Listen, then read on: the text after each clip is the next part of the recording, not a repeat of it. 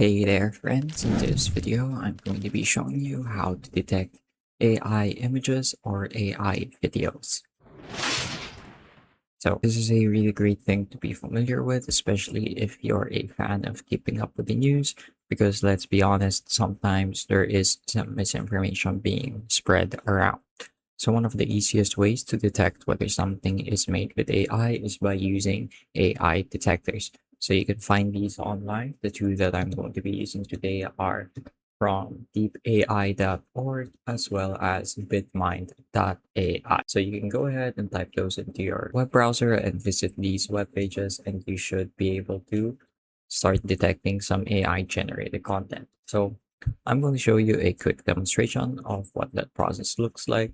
So I've got ChatGPT open here, and I'm just going to quickly ask it to make a random picture. So generate an image of a bicycle. Maybe I should have specified a realistic image. But let's go ahead and give it a second or two to start generating, and let's judge the result based on that.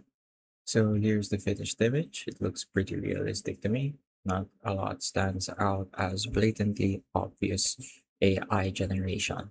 So I'm just going to go ahead and download this image. So it's saved. And I'm going to go to my AI detector websites, and I'm just going to drag and drop them into the upload section here. So now I'm going to click on analyze, and this one is already done. As you can see, it says this image is likely created by AI with a 99% confidence level. So it's pretty much working exactly as intended, and it was able to tell at a glance that this was indeed AI generated, even if it wasn't very obvious. So if we go to the other tab, as you can see here, very similar result, this time with 100% confidence that it is AI generated.